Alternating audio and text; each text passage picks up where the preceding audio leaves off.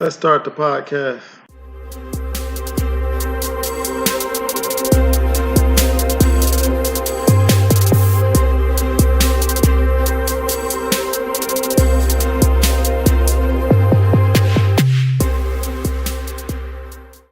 You're listening to Off the Cliff Sports. A great person once said, "You win some, you lose some, but you live to fight another day." That wasn't the case for the Rockets. That wasn't the case for the Nuggets or the Boston Celtics and the Philadelphia 76ers, for that matter of fact. The NBA playoffs has gotten down to the semifinals or the conference finals, however you want to put it. The NHL is down to the conference finals as well. So now we see who really wants to win the big one. We're going to get into a lot of that on episode 19 here, Off the Cliff Sports. I'm your host, Cliff Jacks. The Houston Rockets have been obsessed with beating the Golden State Warriors. The last couple of years, they said, we're going to beat this team no matter what. They tried. They failed yet again. This time, though, one of Golden State's best players, if not their best player, and one of the top 2-3 players in the NBA, Kevin Durant, went down in the third quarter of Game 5, a game that went to the fourth quarter tied. So without your best player, Houston should have been able to win that game, being that James Harden is supposed to be all-world. Steph Curry showed up. Steph Curry showed out, taking the series back to Houston for Game 6. And again, Steph Curry made everybody realize that he's one of the top 5 players in the NBA.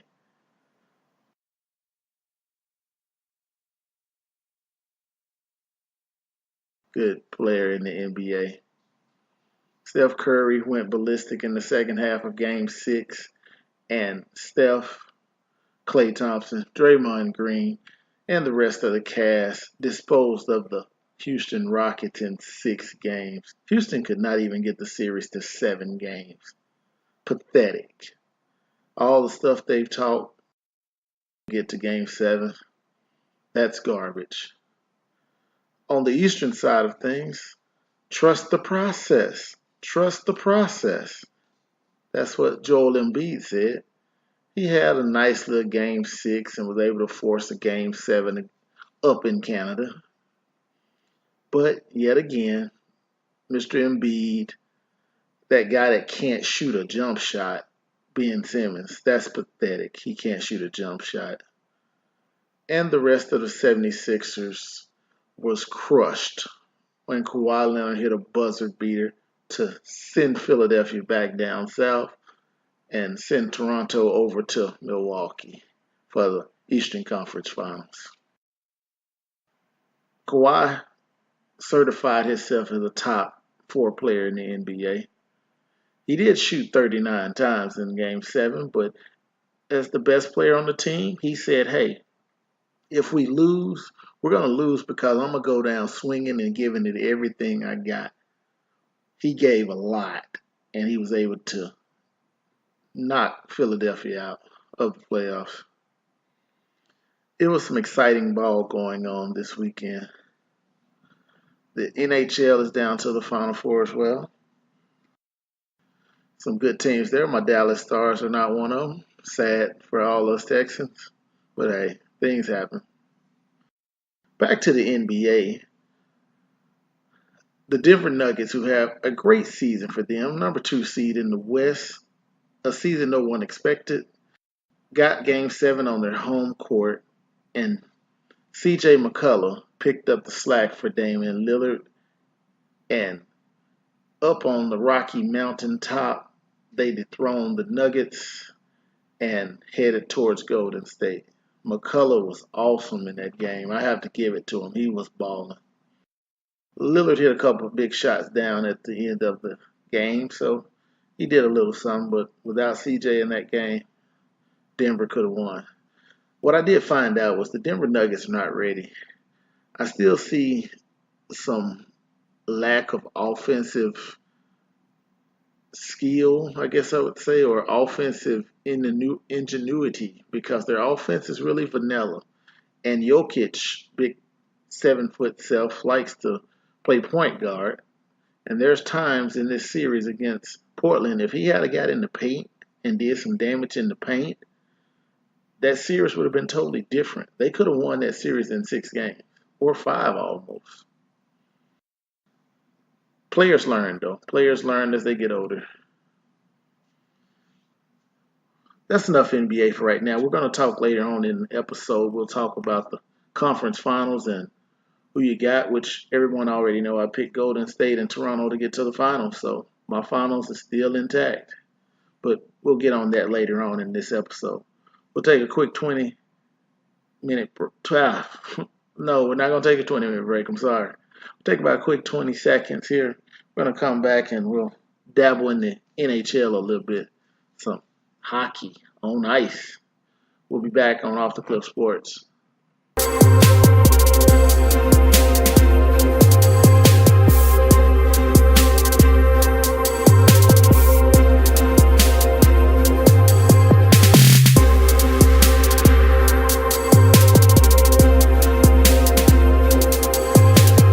Your host Cliff Jacks back here on Off the Cliff Sports.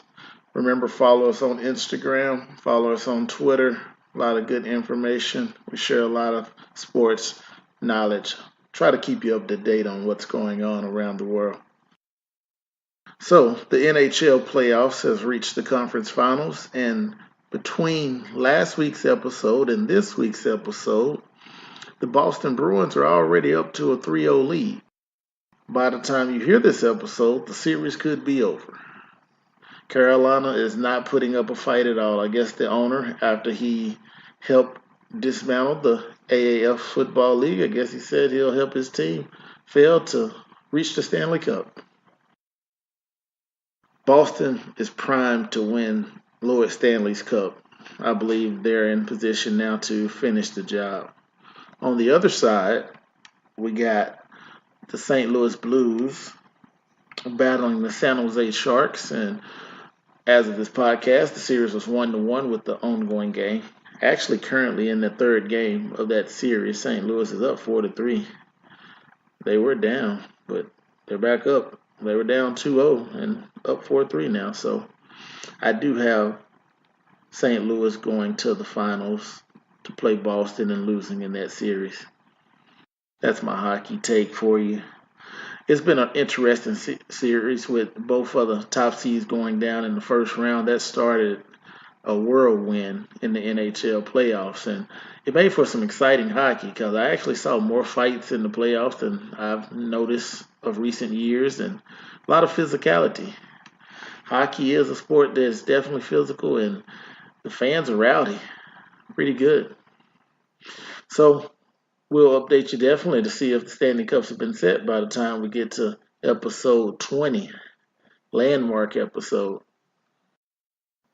The NFL, a lot of teams have went through some OTAs here recently. A lot of people said Dwayne Haskins looked really good down there in Washington. There are some people that said they don't know why the Giants chose Daniel Jones from Duke. Current information that I did hear, the New York Jets fired their GM this week. Kind of odd, firing your GM after the draft, but from word on the street is that Adam Gase and the GM have had bickering and some issues on what direction the Jets are going to take. And it looks like the coach won the battle. That sucks when a new coach comes in and he's able to knock the GM off his totem pole. But in New York, anything's possible. And the way things have been going for the Jets, they got to have some type of spark, which I think they're going to have a pretty solid year. I think they got some pieces, and I'm not going to say playoffs, but I do see possibly 8-8, 9-7 season for the Jets. So That'll be a positive in their start under their new regime. But we will see in a couple months how things start playing out. They got a lot of big pieces and a lot of weapons. If everything stays healthy, I think they can compete. I know I have a couple friends from New York, and I know they'll definitely love to see the Jets competing and the Giants suffering. It's weird how the city of New York is divided, Giants and Jets, and it seems like most of the people in the inner city are Jets fans. I guess most of the Giants fans are in the suburbs. There's been talk about Dak Prescott getting 30 to 35 million from the Cowboys, but Dak himself said he's not really worried about contract talks right now. He feels that it'll get done when it gets done, and he wants to be a Cowboy forever. If the Cowboys paid Dak Prescott $35 million a year, everybody in Frisco at the Cowboys headquarters needs to be checked for drugs. Everybody. We also saw in the NFL a little bit of Baker Mayfield to Odell Beckham. OTAs, they started playing a little bit, and that's exciting people. Just seeing them play catch is exciting the crowd. I know the people in Cleveland are going crazy. Some fans, I'm not really sold on Baker Mayfield myself. I think he's going to be an okay quarterback, but he definitely turned the ball over a lot last year. If he can clean that up, make me look stupid. But right now, I'm not going to just go Baker Mayfield crazy. Also, in Miami, they got a battle between Ryan Fitzpatrick. We know what he does. And Josh Rosen, who they traded for. I think Josh Rosen is going to take over that head job in Miami. I think he has a lot of ability, and I think he's going to be a good quarterback. Just didn't work out for him with Arizona with the changes, but hey, everybody doesn't have a fairy tale where they go from college to superstar. This could be better for Josh Rosen. NFL always tries to take the spotlight. We all know that. Kyler Murray has had some people saying, hey, he's looking really good in Arizona.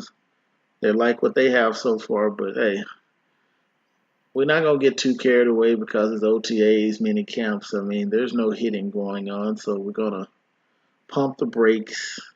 We're going to see how things play out and not try to get overboard with this thing.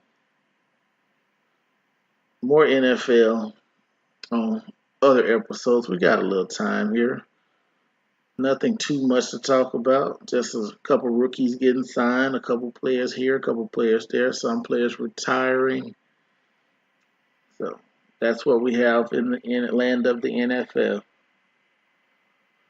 We're going to come back, guys, and we're going to go ahead and get into our favorite segment, Top of the Cliff. When we come back, we'll go to the top of the cliff with somebody or somebodies and see what they want to do when they get there. Cliff Jacks, Off the Cliff Sports. Don't go anywhere.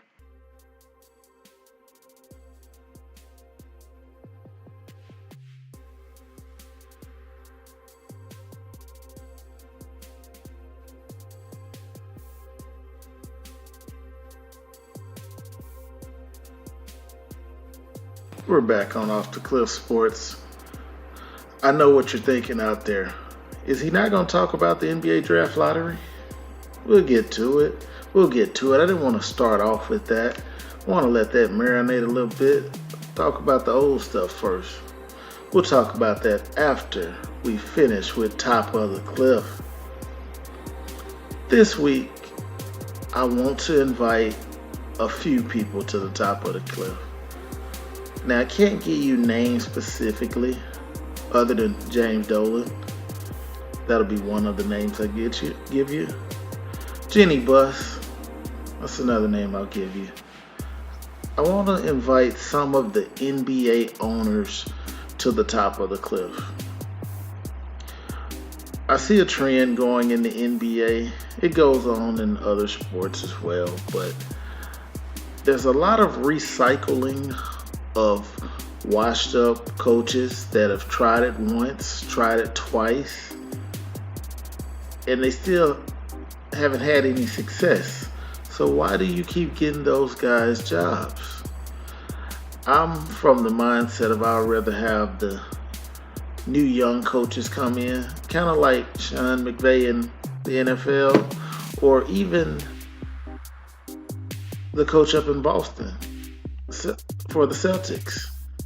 I mean, when he came into the league, Stevens, young guy, new, he brought something different to the table. Now, I don't think he is really doing a job that Boston needs now. I think he got there and he hasn't developed or he hasn't changed his strategy, so that's another story for another day.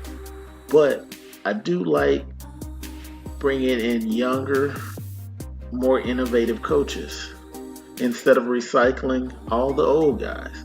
Now, no offense, because I'm one of the old guys myself. I'm in my 40s. So, no hatred towards those guys, but I hate seeing those same people winning. And when I say winning, I mean getting the jobs. They get the jobs. They get the jobs again. And there's other people that need the opportunities. So I want to invite those NBA owners who seem to not realize we gotta develop and change. I want to invite them to the top of the cliff. The ownership of a number of teams out there, which I gave you, the Knicks and the Lakers. The Lakers thought just because I got King James, things changed, but that's not how it is. This is not the King James of 5 years ago. This King James is on the slide down the hill. He's not still peaking or on the upward side of the hill. But all you owners out there, I hate calling you out, but someone needs to call you out because we still are stuck in the same rut of just hiring the same people over and over again. The Lakers hired Frank Vogel as their head coach. What can Frank Vogel do for LeBron James as a coach? The same coach who LeBron James made his team look bad twice in the Eastern Conference Finals. You have so many other options out there they could have went with that LeBron might even say, man, this guy's new. He got some ideas. I like this. This could work. We could work together and do something successful. I don't think Frank Vogel has those ideas. His last stint, he lost double the amount of games he won. And the coach that came in after him had the same team with a winning record. That's crazy. NBA owners, please join me at the top of the cliff. And like I always say, I can't tell you what to do when you get up there, but please join me and make a decision for yourself on top of the cliff. Let's stop recycling people and recycle trash. That's my little bird for today. Guys, we're going to come back and we'll talk about the NBA draft lottery and is it rigged or is it not? I'll let you know what I think when we come back on Off the Cliff Sports. Cliff Jacks, stay with me.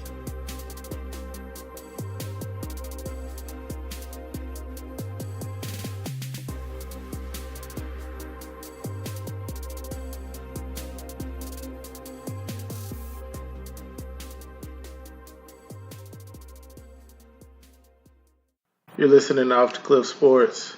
Don't forget, folks, Instagram and Twitter. Once we get a certain number of people, we're having a giveaway. You could be that lucky person. Let's get into the NBA draft lottery that happened this past week. A lot of hype, a lot of talk around it. And to me, the biggest question, is the draft lottery rigged or is it not? You have a lot of people that's going to say it's not rigged because of the fact the New Orleans Hornets received the number 1 overall pick and the Memphis Grizzlies received the 2nd overall pick. Let's go down the line. The New York Knickerbockers got the third pick. And the Los Angeles Lakers got the fourth pick. The teams that had the worst record, you had three of them, and they all had 14% chance of getting the number one overall pick. Those teams were the Knicks, the Phoenix Suns, who ended up sixth. Out of all the losing they did, they only got the sixth best player coming out of college. That sucks. And the Chicago Bulls, who ended up with the seventh pick. All right, I'm a conspiracy theorist. I think the draft lottery is partially rigged, and this is my reasons why. One, the New Orleans Hornets got screwed over last year. Once Anthony Davis representatives put all over social media, Anthony Davis requests a trade, and he wants to go to the Lakers. That put New Orleans in a tough situation. The situation was so bad that once no trade was done because the Lakers and their ownership screwed all that up, partially Magic Johnson, it was a point where the New Orleans Hornets was only playing Anthony Davis like half a game. One of the best players in the league was only playing half a game. It was real embarrassing if you ask me for an organization. I would have felt ashamed. And I know the NBA felt it's not all New Orleans' fault. Partially faults of theirs, partially faults of Anthony Davis and his crew, partially faults of the Lakers. So to me, it's like, oh, okay, they ended up not having too good of a season. The number one pick should make up for all the problems they've had. A friend of mine even said, hey, the NBA still is helping the New Orleans Hornets ownership, or the New Orleans Pelicans, ownership with their team. I told him I don't know if they're still helping them or not, but hey, possible. Now, the Memphis Grizzlies is the outlier in all this. They kind of got through in the mix. So that number two pick probably was just random. I can see it. No one really cares whether Memphis wins or loses, to be honest with you. But 3 and 4.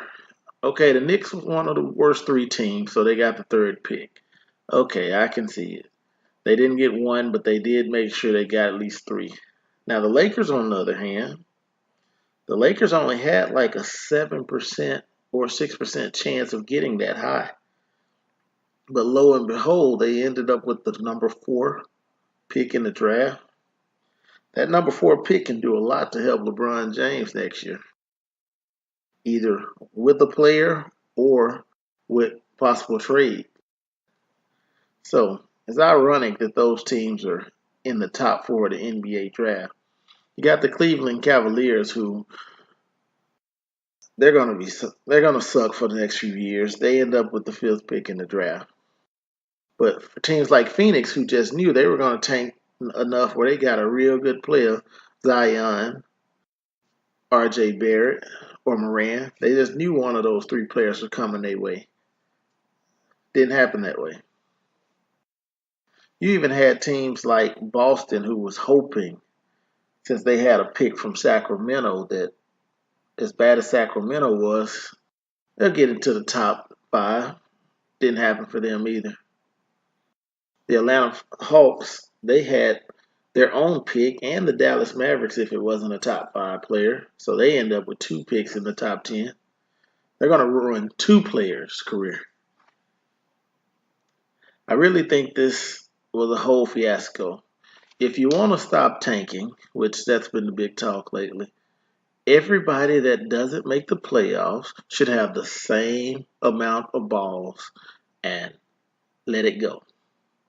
At that point, everybody knows either you're going to win or you're going to be luck of the draw to see where you're going to end up drafting it.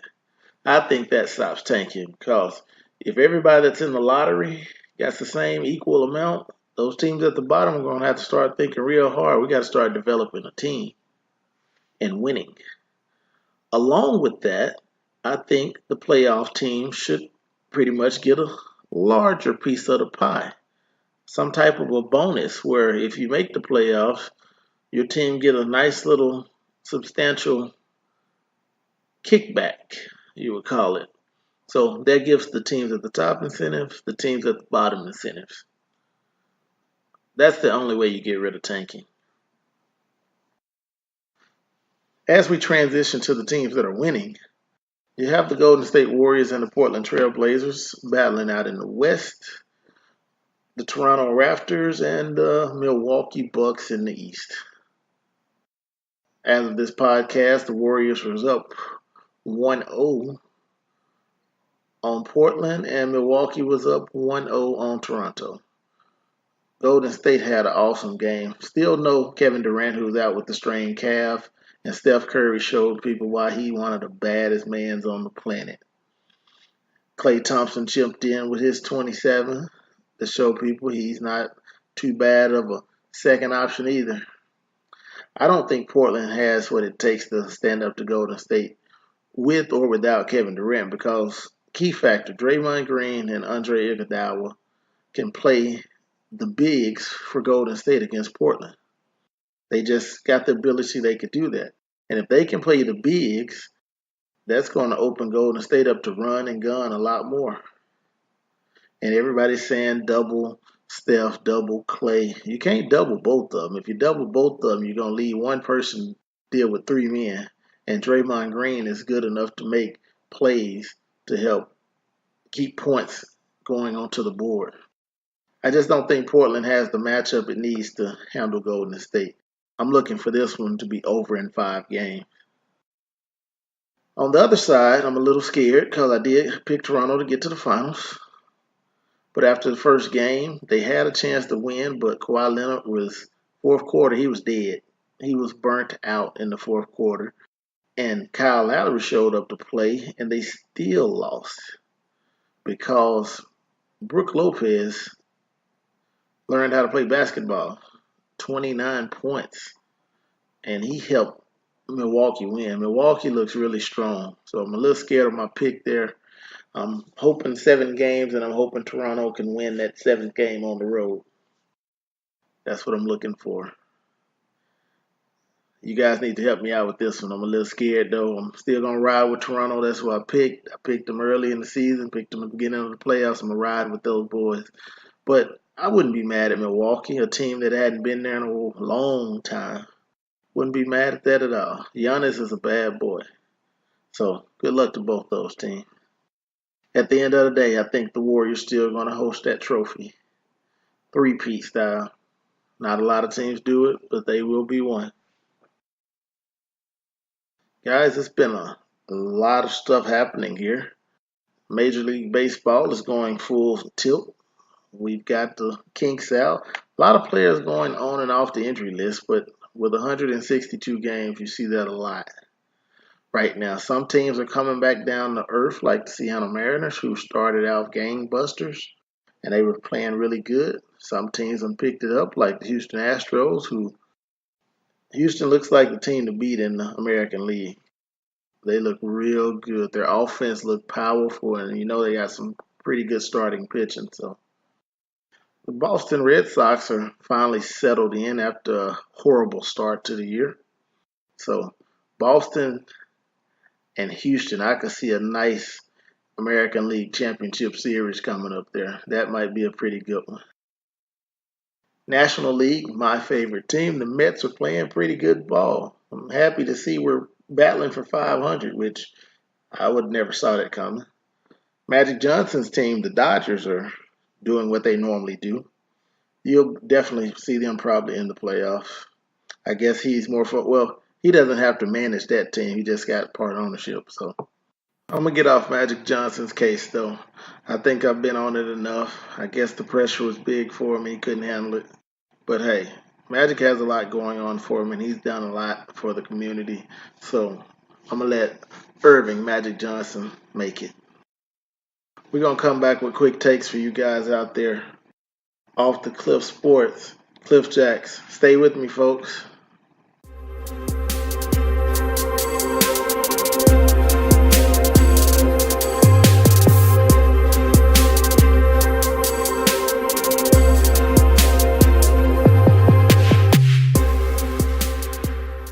Thank you for listening to Off the Cliff Sports. I would be nothing without all my everyday Joes and everyday Janes sitting there listening to an everyday clip. Quick takes for you guys for today. The PGA Championship golf tournament started today, and Tiger Woods is struggling, +2 today. The leader is 7 under par, which is Brooke Koepka, the guy that looks like he's a bodybuilder. He's having a good day. It's a course that if you can hit it straight and hit it long, you have a chance. And right now he's taking full advantage of that. But it was only day one. So by the time you hear this, we'll be going into the weekend. Tiger could have made that run on Friday, and he could be in contention. So what I'm saying about Tiger struggling through this tournament might be over and done with, and he could be on another magical ride. Golf is a 2-day event, and if you can make it through the second day, you play the weekend, and that's where it all counts. I love the sport. I wish I could play every day. Kind of expensive, but I would play it every day if I could. There's been talk in NCAA about going ahead and compensating the players somehow. That's big news. That's big news for a lot of counts. It'll keep some players interested in college. Also, we can get NCAA football back for video games, which there's a lot of people out there missing. That was truly my favorite game and a lot of other people's favorite game, college football, because it was like no other. That game made millions, hands down. So if we start compensating the players and getting that game back, NCAA is going to make that money back twofold. There's no way around it. That game's too popular. Then there's other games that they can start producing as well, and it's a win-win, I think, for both. Those college athletes should be getting paid because at the end of the day, those TV contracts and deals are making millions for NCAA. They're making millions, billions, and the players, all they get is a free education, as they say. They say a free education is a lot, but at the end of the day, that free education is probably going to provide most of those players with an everyday job, which I'm not hating on an everyday job because I have an everyday job. But those everyday jobs are going to range from 50,000 to maybe 150,000 compared to the billions that the NCAA is making. That free education is not transponding or is not transitioning into what college makes on the athletes. But I would love for you guys to comment and give me your opinion on it. Should college athletes be paid? Is just giving them a free education enough? I want to hear your opinions. Please tweet me, Instagram message me, slide in my DMs, email me, or you can comment on YouTube and Podbean when you listen to the episode. Also, in the NBA, of course, the New Orleans Pelicans, as I said earlier, received the #1 pick in the NBA draft, which means they have the rights to Zion Williamson, the story in college basketball last year. Now, there's been some crazy talk about when he saw New Orleans won the pick, the look on his face and the look of hurt and desperation of not wanting to be in New Orleans. The media does a lot to make anthills into molehills. I mean, the guy's never been to New Orleans, he told you. He told most people, so he really doesn't know what to expect from New Orleans. I mean, if you wanted to go to somewhere like New York, you've been there, you love it there. I mean, anybody would kind of feel a little disappointed. I'm from the South, and when I went to New Orleans the first time, I was like, wow, I love it. And I've been back a few times since, and I kind of like New York too. But New Orleans is not a bad place. I've had a good time down in the South as well. But for some media outlets come out and say, hey, Zion Williamson may go back to Duke, go back to college. That's a bunch of BS, bunch of baloney. a bunch of hogwash. There's no way that Zion Williamson is going to say, I don't want to go to New Orleans so bad, I'm going to go back to Duke. Zion has a shoe deal that's going to be somewhere between $80 and $200 million about to come on the table. He also has his rookie contract for being the number one pick, which is probably around $40 to $60 million. I don't know any person who's going to say, I'm going to give all that up and go back to college. I don't know anybody. I don't care if their family is generational rich. If you could make that much money, he pretty much could buy the college and take classes online, on the plane, in the bed, wherever he decides to. A bunch of media stories so they can have something to write about and talk about. Although it gives me something to talk about too, so I guess I can't complain too much. What I really want to see is the Knicks and New Orleans make a deal for that third pick and the Pelicans to not only draft Zion, but come back around with the third pick and draft RJ. So roommates in college will get to start their NBA careers together in New Orleans. And I think that's going to excite both of those guys. Playing with each other, playing off of each other, New Orleans could have something there. Now, they may not stay after their rookie contracts, but for those first 3-4 years, we probably will see a lot of excitement with those two guys. New Orleans, I hope you're thinking about that. And Knicks, go ahead and give them a nice little package deal with the third pick, Knox and Mitchell Robinson, and I think you can get something done there. Let's get it done. Let's get some trades out there. I personally do not want to see them make a trade with the Lakers because I don't think the players that the Lakers want to give them are good together. All I think that would do, if New Orleans receives Kuzma, Ball, and Ingram, and the fourth pick, you're going to have the Lakers from 2 years ago. That's what I see. The same Laker team that doesn't mesh well together, and all I can see is New Orleans is going to get a number 4 pick out of it and have to try to piece things together in order to build a winner. Those players together are just not a winner. Who says those players are going to stay?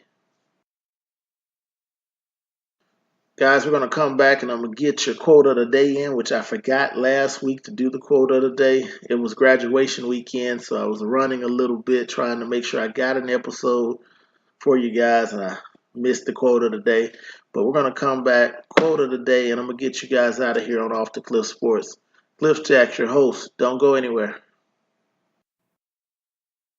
From a great movie once, there was a saying, you win some, you lose some, but you live to fight another day. Hence the title of this episode, Win Some, Lose Some. Guys, your quote for today is going to come from a New York Yankee legend, Derek Jeter. He's won some World Series in his time. That quote is this: there may be people that have more talent than you, but there's no excuse for anyone to work harder than you. That quote one more time for you. There may be people that have more talent than you, but there's no excuse for anyone to work harder than you. Quote from Derek Jeter of the New York Yankees. Back when the Yankees were winning titles. They haven't gotten back to that title type team in a while. This might be the year. Not doing too bad. We'll see how it goes. Got to the playoffs last year, but didn't do too well. Guys, it was a great episode. Love talking to you guys, sharing my beliefs, my opinion with you all. I want you all to do the same by commenting and replying to me. And we're going to keep Off the Cliff Sports rolling forward. We want to get it bigger, want to get it better. And I hope you guys enjoy every time you get to hear Cliff Jacks and me give you what I got. It was great, guys. We're going to get out of here. Thank you for listening to Off the Cliff Sports. Peace.